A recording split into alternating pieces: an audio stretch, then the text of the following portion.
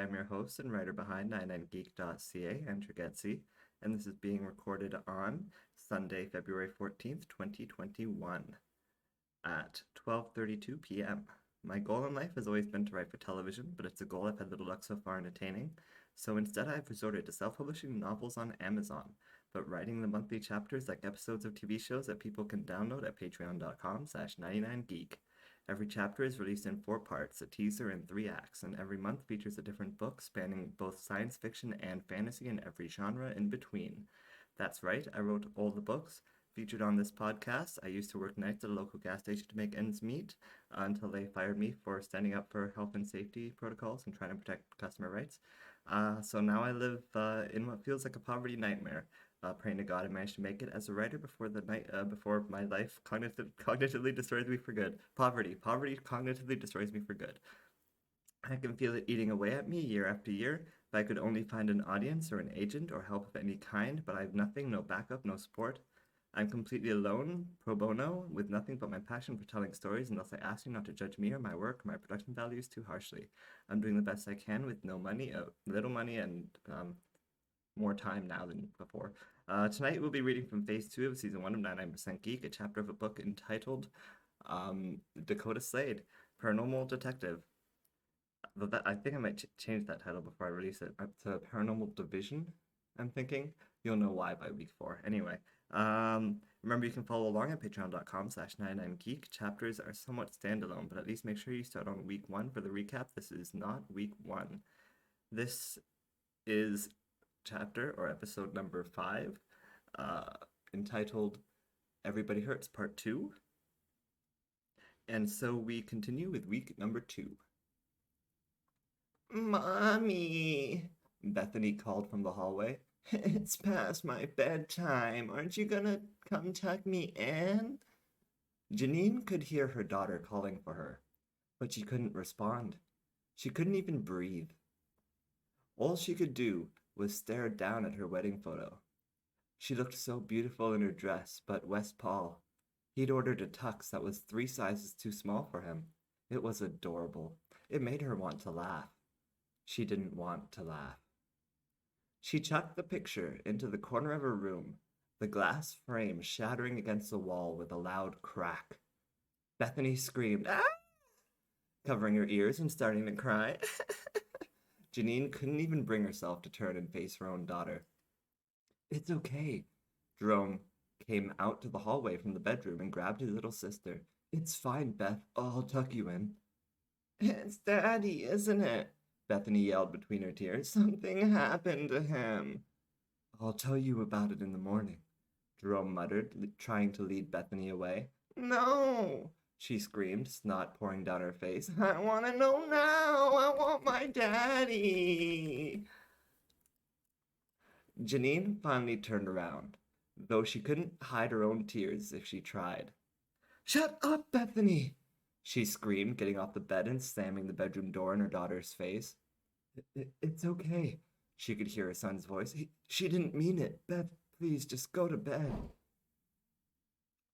From the other side of the door, Janine could hear the uncontrolled sobs of her 8-year-old child refusing to leave the door, and no matter how much she wanted to open the door and comfort her baby, she couldn't bring herself to move. She couldn't bring herself to do anything but cry. Scene change. Scene change. Scene change.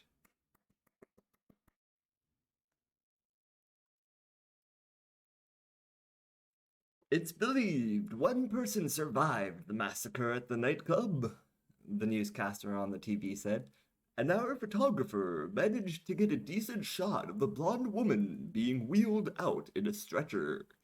We believe she is the daughter of well-respected business entrepreneur Gavinewski Sharp, and that would be her brother Gavin Sharp Jr. pictured beside her. They are set to inherit an empire worth approximately $802 million. Approximately? Dakotah mocked the TV, it hanging over them as if it was leering at them, daring them to turn it off if they could only reach. How did they even know so fast? We just got her out of there. Welcome to being a cop, Anderson muttered. All hospital waiting rooms were the same. Uncomfortable chairs no one wanted to sit in, tables too low to be of any practical value to anyone, nurses coming and going, being no help to anyone, and worst of all the magazines were at least 10 years old. Though Detective Richards wasn't sure who was even making magazines anymore anyway. He knew now that at least Canoe's Monthly was trying. He tossed it away. "Do we need to have a conversation?" he asked Dakotah, who misread his tone and sat down obediently beside him. "That sounded like something my therapist would say," she told him, otherwise trying to sit still. Anderson laughed. "You don't have a therapist," he said as if he was certain. "I do too," Dakotah argued indignantly. "Did?" she corrected. "Once. One session. He said something I didn't like, so I punched him." Anderson Richards gave out a long sigh. "What did you say?" the detective asked, annoyed. What did he say? Sorry. The detective asked, annoyed. "Do we need to have a conversation?" Dakotah confirmed what he'd already suspected. "I just think that the chief gave you a lot of responsibility," Detective Richard started to say, changing the subject. Dakotah crossed her arms. "Oh, so you don't think I can handle it?" "It's not that," Anderson insisted, really wishing she wouldn't interrupt him. "It's just, everyone is putting a lot of trust in you. But a couple hours ago, you were fall down drunk." "Oh," Dakotah said, smacking the detective in the chest. "You don't need to worry about that. If I start losing my buzz, I still have my flask in my bag." That also wasn't what he meant. And a couple hours ago, you admitted to having feelings for the man who we just found out killed 15 people. Dakotah frowned, and once more she got really still. "Could we not talk about that?" she muttered. Anderson's jaw dropped. "That's literally the only thing we have to talk about," he said incredulously. "What about that new Equalizer show?" Dakotah suggested stubbornly. "Queen Latifah kicking ass once a week on CBS. "Dakotah!" Anderson yelled in frustration. Again, Dakotah frowned. "Don't call me that." The detective was going to push her further to talk, but the rookie Claire and Detective Jian limped into the hospital waiting room and leaned against the front counter. Sarah followed behind them, carrying Claire's things. "The doctor said you should be taking it easy," Jian insisted. "Yeah, well," Claire muttered, "that's not up to him, or you." She looked at Sarah as the officer put her stuff on the chair beside Dakotah. "I want to help." "Actually, I'm your superior officer," Jian said from the counter, poking at Claire's shoulder, "and I'm telling you to sit down." Claire did as she was told, wincing as she settled down beside Richards. "You all right?" Anderson asked her. "All stitched up," Claire said, sounding less perky than she had earlier. "Doc said I could go." "Home," Jian clarified, sitting down beside her. "Not back to work." "What about Ileana?" "Still in surgery," Dakotah said with a groan of boredom. "We should go over everything we know," Jian suggested, pacing. "Queen Latifah is kicking ass on CBS on Sundays," Dakotah said, and everyone looked at her. The TV said so. "You guys mentioned magical glass earlier," Claire said, and Anderson was honestly surprised no one had brought it up till then. "It's just slang for infrared," Jian said. "That's what I thought," Claire said with a nod. Anderson snorted despite himself. "I wish that were true." Voice went perfectly with that snort. He said when they looked over at him. "I didn't believe," Sarah said, the only one of them still standing. "In magic?" Claire asked incredulously. Sarah nodded. "Then a portal opened up right in front of me," she told them. "And the mayor had a fucking wizard staff, you know?" She mimed holding one in her hands. "And she just, aimed it at some rocks and made them fly, with her mind." Claire's jaw dropped. "You saw that?" she asked, disbelieving. Dakotah looked up at Sarah with eyes wide. Sounds like you've had a busy couple days, she commented innocently. Does Big Bad Warley need a nap time? Sarah looked about to snap back, but the officer's phone suddenly went off in her pocket. You're buzzing. Sarah hit the green button and put the phone to her ears, to the side of her face. Hello? I've been doing so good with the voices so far, but there's so many female voices and I have so many voices. Alright, here we go. Whoa, Officer Wiley! Michaela's voice came through the phone. You need to wash your ears. Try it here, I'm trying. Sarah pulled the phone from her face, realizing it was a FaceTime call. It's a brain train, she told the rest of them. Detective Richards got out of his chair to join Sarah in front of the camera. Have you completed an autopsy on any of the victims yet? Anderson asked, butting in. Hello to you too, Detective, Michaela muttered with a disgusted look on her face. This is exactly what I wanted to do on my Saturday night, thank you. Dakotah grabbed Sarah's arm and angled the phone so she could see. Well, where is she right now? Dakotah asked them. The morgue, Anderson muttered offhand. It was in the basement of their precinct. There's talking going on outside my apartment. Hopefully you can't hear it. There's banging going on already as well. Hope you didn't hear that either. Anyway, where was I? The morgue? Dakotah repeated, looking at all the space behind Michaela. They could just see a table where Albert Kynes was reaching his hand into a corpse. Why don't they just turn that place into their lab? Anderson had to admit it was bigger than the small cubby they had for an office on the main floor. Because then where would we keep all the bodies? Sarah muttered to Dakotah. You're the only one who could say that sentence without sounding creepy, Dakotah muttered back.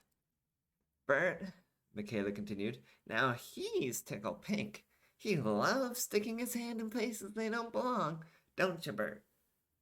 She turned around to address Bert and kept the camera focused on him as he gave Michaela a rude gesture with bloodied gloves.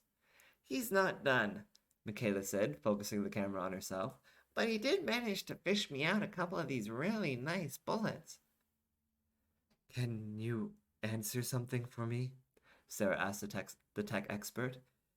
Is it possible for the shooter to have used conventional infrared vision to pull off the shots they did? No. I can absolutely say no, Michaela insisted. The number of walls he shot through, the number of other heat sources between him and the target, there's no way. Michaela frowned. Do you think the shooter could have been enhanced magically? She asked, gagging as she did so. I hate that I just said that out loud. What can you tell us about the bullets? Detective Richards tried to keep them on task.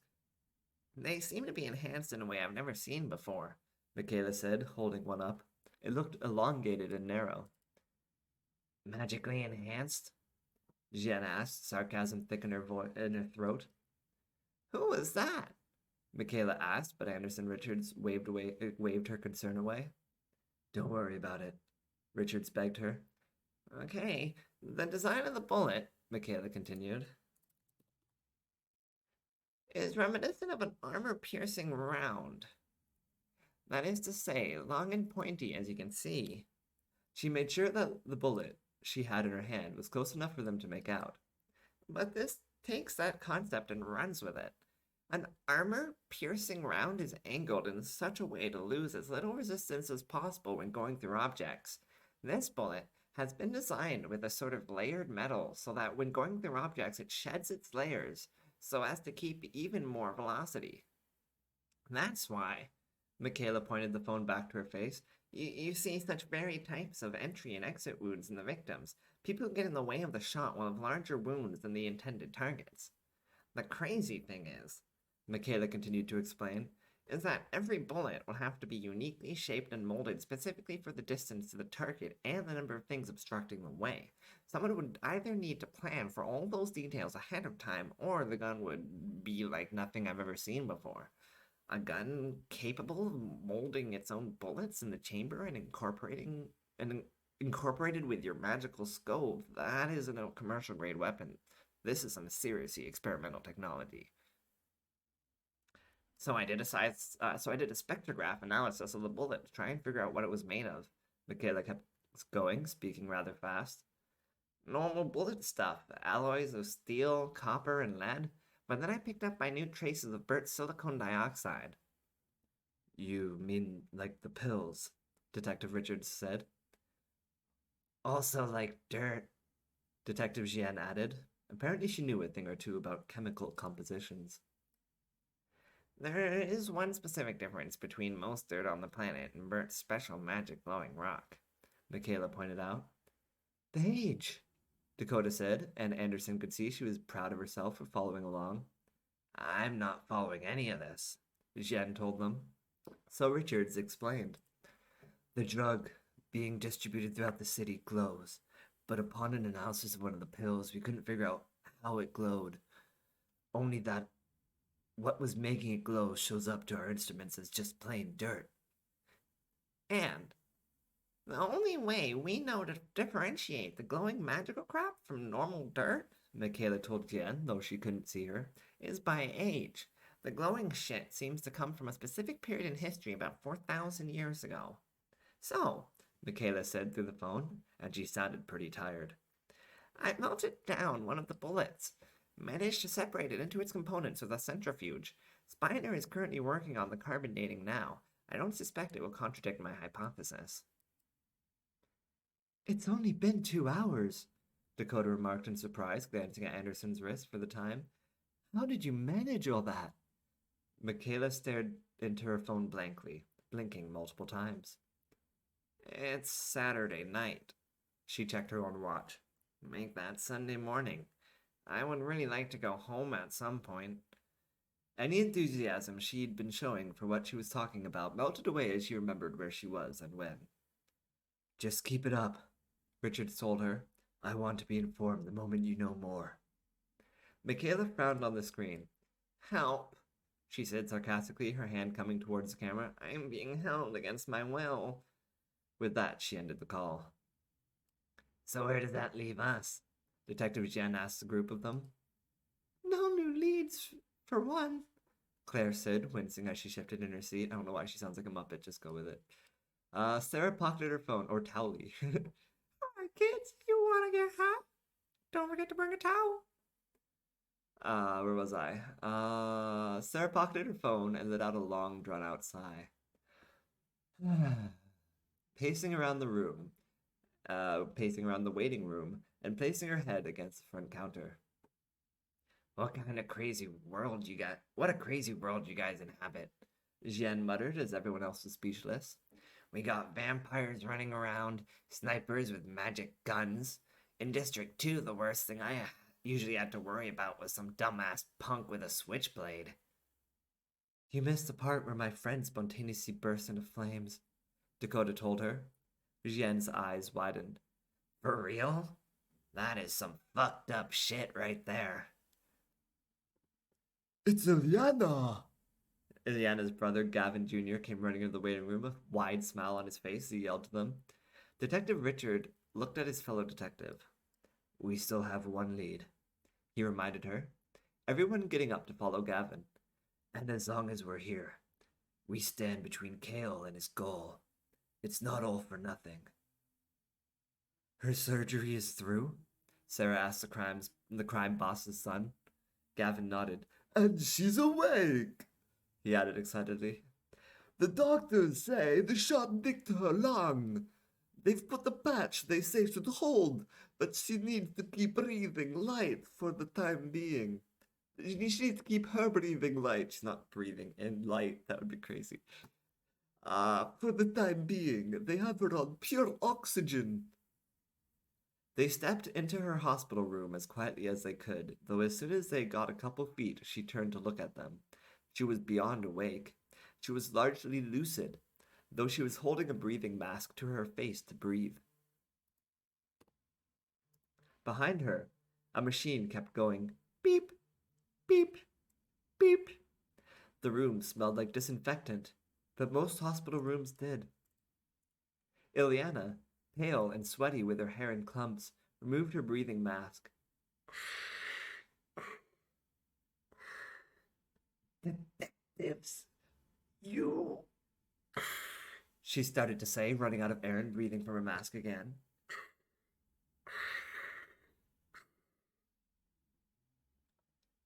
It's all right, Officer Sarah Warley assured her, stepping forward to lean over her bed.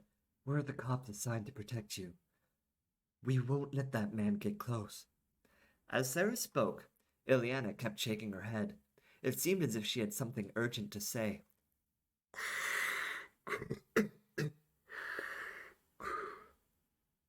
No! Ileana wheezed, removing the mask from her face. Sure. She had to put it back again and breathe deeply. I'm Officer Sarah Warley, she told the woman. And these are Detectives Anderson, Richards, and Jeanne. I don't know her last name. Jeanne is my last name, the detective muttered. Say Jeanne, not that anyone asked. The beeping of the machine was quickening as Ileana's frustration seemed to grow. Beep, beep, beep, beep, beep, beep, beep, beep.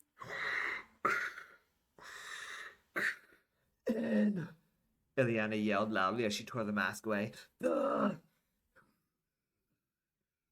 She clearly tried to get another word out, but couldn't and sucked deeply from her mask again. What's in the what? Clara asked behind them. No, Dakotah corrected her. You're in the wrong place, Ileana roared as she brought her mask away and then immediately put it back. Everyone looked at each other, and Richards could feel his heart stop in his chest. The blades! Ileana managed to force out after another deep breath. Detective Richards looked around the room. Did anyone else know what she meant? Wes Paul!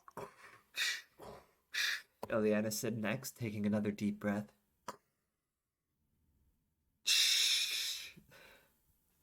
Wes Paul is dead, Sarah told her. He has a family, she uttered out harshly. Detective Richards felt like a moron. I'm starting to get lightheaded. Detective Richards felt like a moron. Of course Ileana wouldn't be the only holdout against Kale. If what he was after was control over all the gangs, he would be seeking any heirs. Anderson should have thought to do a check or something. If his choices, Dakotah told the room, are a target under heavy police protection and a family with kids, he's gonna go for the easy target every time. Jeanne looked across the room at Dakotah. Would he kill a kid? The detective asked. If he thought it could get him what he wanted, Dakotah told the woman, he wouldn't even lose sleep at night. Every instinct Anderson Richards had was to bolt from that room right then and there. Water break. Oh, so good. Right then and there. But he didn't even know what direction to go in. Do you have an address? He asked Ileana. She shook her head from her hospital bed.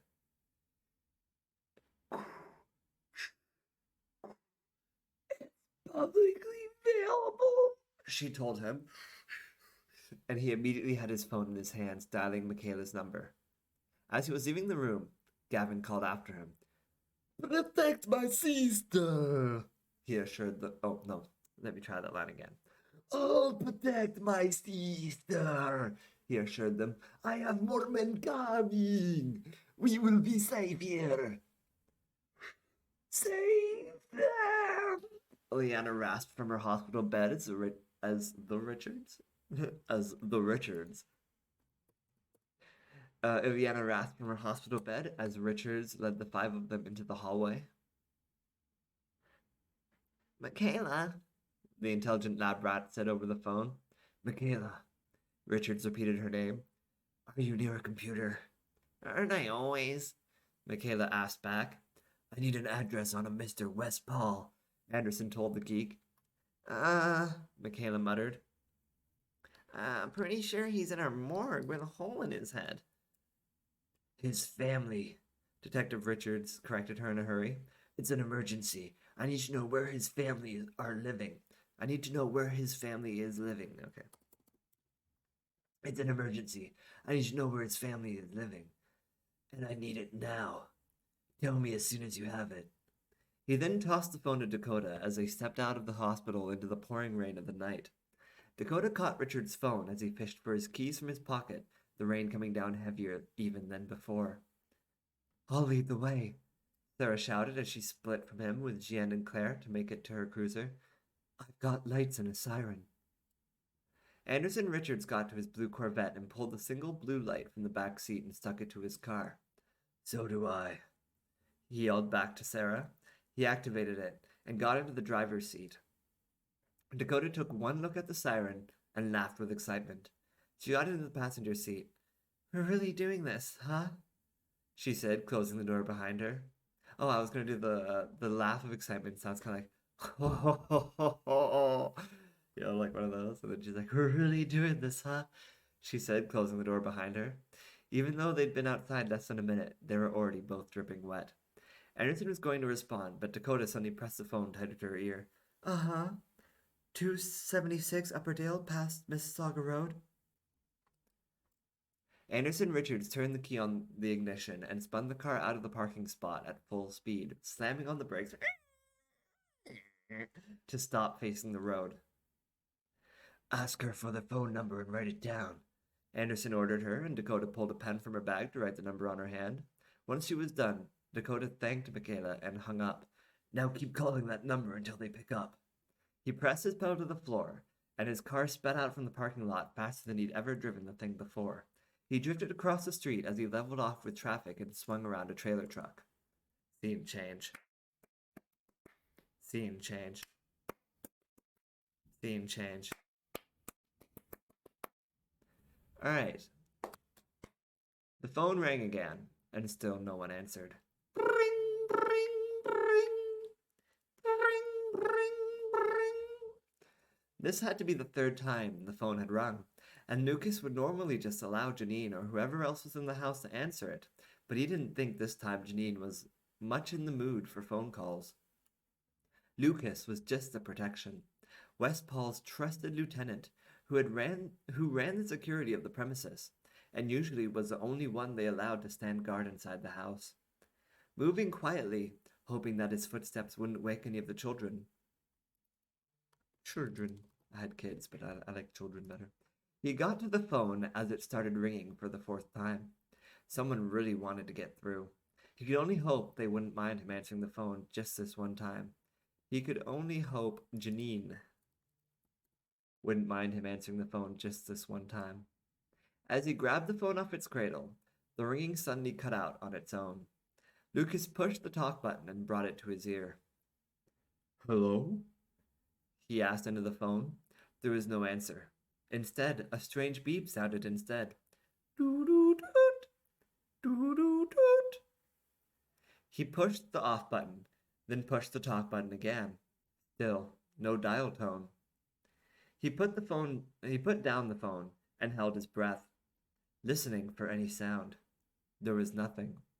It was all quiet, but for the pattering of rain and the rumble of distant thunder.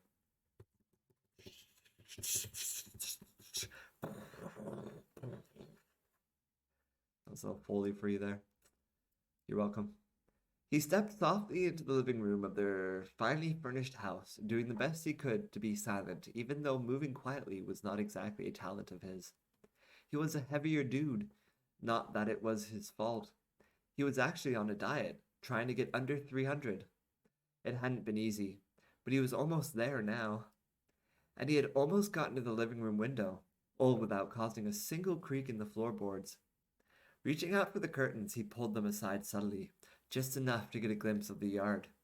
It was a tense time for the gang, and a lot of their men had chosen to camp out on the front lawn even despite the weather. Strength in numbers was the going strategy for the time being. Everything seemed peaceful. No one was even stirring.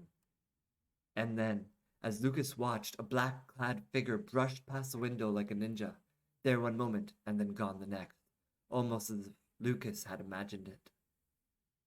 He let go of the curtains and took a step back, barely able to restrain himself from screaming out.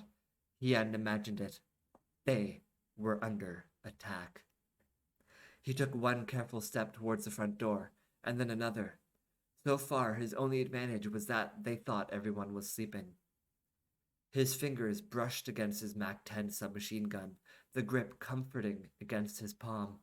Silently, he drew it from his waist, and with equal care he took another step towards the door. He pressed his large belly against the door and placed his face against the spy hole. Nothing. Nothing. And then, the black-clad figure sidled into view. Lucas's heart was stammering in his chest. He tried not to breathe lest the ninja man hear his breathing. A lot of breathing in this chapter, in this week. The man was covered in black from top to bottom, a soft fabric that even covered his face in a mask. One he could apparently see through, but Lucas couldn't see into. The man reached down and began picking at the lock. This was the moment. Lucas pressed his MAC-10 gun against the door, where he was pretty sure the ninja man stood on the other side, and he pulled the trigger, the submachine gun tearing the door to splinters as the bullets tore through to blast the black-clad figure away from the doors and down the steps of their porch. Water break. Lucas stepped out onto the porch and turned his MAC-10 to the right, where two of the black-clad man's ninja buddies stood waiting. They were both frozen in surprise, and Lucas blew them both away in a splatter of blood and fabric. "We're under attack, y'all!" Lucas yelled at the top of his lungs at everyone on the front lawn. He turned on the porch lights, illuminating the lawn, and about 4 more black-clad figures, frozen in surprise on the wet grass, caught in the act of trying to sneak past the sleeping, were caught in the act of trying. Let me do this whole sentence again. He turned on the porch lights, illuminating the lawn, and about 4 more black-clad figures, frozen in surprise on the wet grass, caught in the act of trying to sneak past the sleeping guards in their tents. Unluckily for them, the sleeping guards were starting to awake. And that is the end of week 2. I hope you enjoyed week 2. I apologize that there was no Geekly Weekly this week. Usually there is a Geekly Weekly, but I was working extra hard on my book this week, and I gave myself a break by not doing Geekly Weekly. There was a Geekly Weekly in written form for if you go to the website patreon.com/99geek or 99geek.ca. They go to the same place now. Then you can find the Geekly Weekly in written form, and you can at least keep up with the news there. You can see how I ranked the TV shows. You can see the highlights for the week. It was Hitman 3. Yeah, predictions for next week. So you can see all that by going to patreon.com/99geek. And yeah, I apologize that there was no audio or video 99 Geekly Weekly this week, but it will be back next week, so you can look forward to that. Again, I hope you enjoyed this week's version of this, and now I'm going to do the thing where I read the thing. That sounds exciting, doesn't it? My name is Andrew Geczy. My brand is 99% Geek, found at 99geek.ca.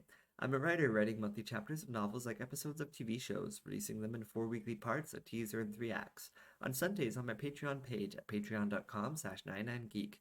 At the end of the month, the finished chapter is added to the PDFs attached at the bottom of every post. Finding the finished books are self-published on Amazon. There's urban fantasy tales about a teenage girl turned into a vampire against her will, or a scorned lover investigating paranormal phenomena, or a journalist covering news and politics in the Middle East. There's a sci-fi story about people on a dying world trying to build a ship to a new one. There's a fantasy story about a fallen angel trying to stop the end of the world, and there's more coming. And it's all attached at the bottom of every post on the site in convenient PDF format, readable on computers, tablets, ebook readers, and phones. I also have a Geekly Weekly blog and I host video game playthroughs and matchmaking streams on Twitch, and eventually post them on my YouTube and Patreon pages. So stay tuned, and maybe subscribe. It's only $1, and the support you show will go a very long way, I promise. There are also higher tiers. Give $5 one month and you can name a character or a location or suggest a thing you might want to see. Basically, you get to give a noun, and then I promise to incorporate that noun into one of my stories somehow. Maybe not the same month you give the suggestion, but within 1 cycle of books guaranteed. No matter how crazy, you can't sabotage me, I promise. And you can keep giving nouns for every month you pay at the $5 tier, or if you give $10, you don't get 2 nouns, but you can give a description. Describe the personality of your character, or the look of your location, or the importance of your item. For $10, you get a noun and a description. You can also give $1 towards supporting my efforts at video game streaming or my weekly blog. If you don't want to subscribe on Patreon, you can also give at paypal.me/99geek for a limited time. The same rules about suggesting an ad apply there. You can write it below your very contribution. I'm as poor as it gets, living paycheck to paycheck and sometimes starving. So I understand if you are too. I don't want to take food out of your mouths. Your attention is enough. Say something. Comment here at the very least. Follow me on Twitter at Andrew Geczy, or Instagram at WingcommanderIV, or email me at aldon@gmail.com. Live long and prosper. May the force be with you. Long live Marceline the Vampire Queen. We are the 99% Geek.